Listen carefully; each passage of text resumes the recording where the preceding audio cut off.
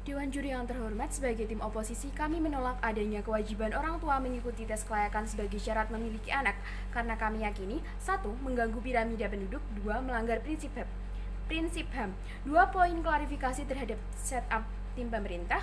Tim pemerintah mengatakan bahwa pola asuh yang salah berdampak besar terhadap masa depan anak.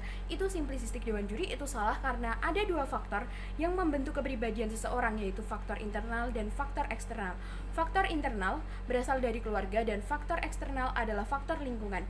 Tim pemerintah hanya menganggap bahwa orang tua adalah satu-satunya faktor penentu, padahal faktor lingkungan berada pada sekolah, terutama pada usia remaja ataupun tempat perkumpulan, sampai seseorang memiliki waktu yang sedikit berkumpul di rumah. Atau coba pikirkan bagaimana dengan anak yatim atau piatu yang terbiasa hidup tanpa orang tuanya, dan lihat tempat tinggal kita secara tidak sadar ikut andil dalam pembentukan kepribadian seseorang. Jelas faktor eksternal saat ini jauh lebih mendominasi dalam pembentukan kepribadian. Yang kedua, mekanisme yang diberikan terlalu asumtif. Tim pemerintah tidak menjelaskan bagaimana dapat melakukan pelatihan dengan referensi yang sama, padahal belum seluruhnya komponen masyarakat memiliki sarana dan prasarana yang memadai. Terlebih lagi, jika pelatihan diberikan setiap daerah memiliki tradisi masing-masing. Bukankah tradisi yang beragam dalam merawat dan mengasuh anak ini secara naluri?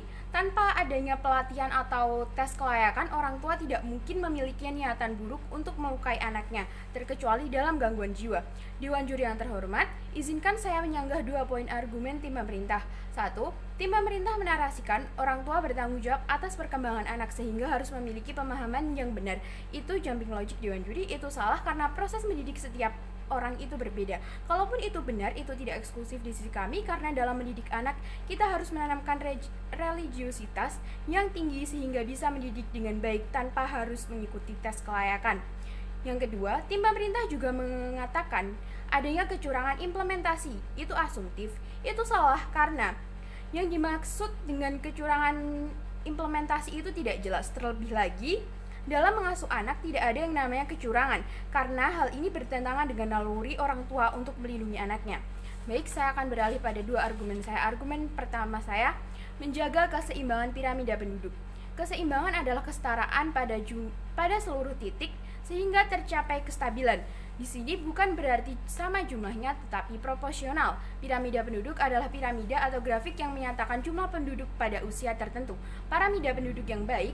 Parameter piramida penduduk yang baik adalah angka kelahiran dan kematian yang berimbang dan angka ketergantungan yang rendah, serta bentuknya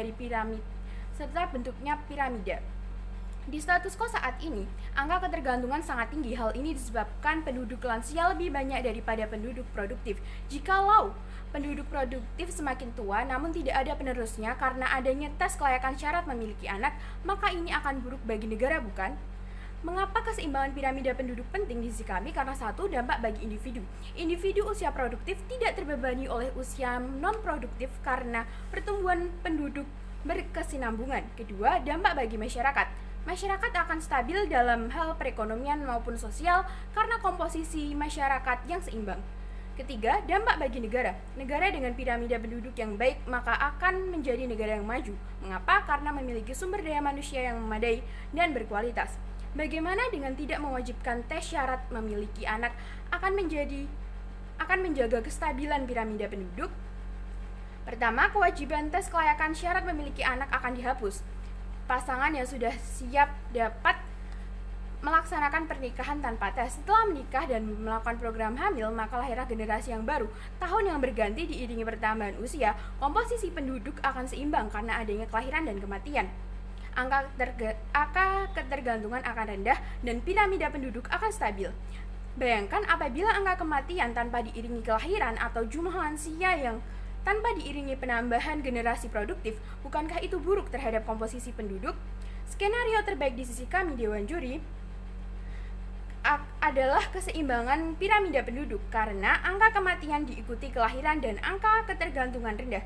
Analoginya, kualitas usia produktif tidak terlalu ditekan pada kondisi ini. Jikalaupun ini tidak menyebabkan keseimbangan pada piramida penduduk itu tidak apa-apa, setidaknya angka ketergantungan berkurang karena generasi usia produktif lebih banyak sehingga mereka dapat bekerja dan memenuhi kebutuhan. Analoginya, angka kemiskinan akan berkurang, bukan? Komparasinya di tim lawan, piramida penduduk tidak seimbang karena jumlah kematian dan kelahiran tidak proporsional. Lihat di negara berkembang dengan bentuk piramida yang terbalik atau usia produktif yang rendah. Bahkan, angka ketergantungan tinggi karena usia lansia atau non-produktif lebih banyak. Bayangkan, jika ini terjadi di negara berkembang, hal ini akan mengganggu proses negara untuk maju, bukan? Beralih pada argumen kedua saya, yaitu melanggar prinsip HAM. HAM adalah hak asasi manusia. HAM meliputi hak hidup, hak kemerdekaan atau kebebasan, dan hak memiliki sesuatu.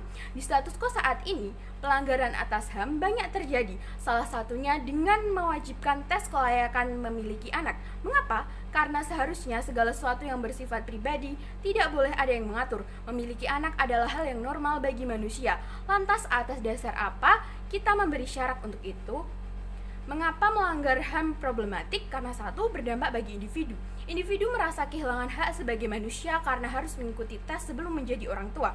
Dampak bagi masyarakat, kurangnya rasa percaya masyarakat terhadap pemerintah karena merasa urusan pribadinya terlalu dicampuri. Ketiga, dampak bagi negara. Negara akan menjadi negara yang komunis karena menghapus hak milik perseorangan menjadi milik negara. Bagaimana dengan mewajibkan tes melanggar hak asasi manusia? Tes kelayakan akan dilaksanakan. Adanya batasan terhadap kepentingan pribadi. Hal ini memicu pelanggaran hak asasi manusia. Analoginya, tes kelayakan ini mengganggu kebebasan seseorang untuk reproduksi dan menjadi orang tua. Skenario terbaik di sisi kami, jika tes kelayakan dihapus, hak asasi manusia tetap tercapai karena tidak ada batasan dalam memiliki anak dan tidak ada larangan. Lihat, jika ada syarat memiliki anak, bagaimana hak asasi manusia tercapai? Jikalaupun tidak, setidaknya ini tidak akan menghilangkan rasa percaya dari masyarakat terhadap negara karena negara memberi kebebasan atas kepentingan pribadi. Coba pikirkan apa yang terjadi jika negara kehilangan kepercayaan warga negaranya. Komparasinya, tim lawan membiarkan hak asasi manusia diatur negara. Terlebih lagi, ini menjadikan negara tersebut sebagai negara komunis karena mengatur hak asasi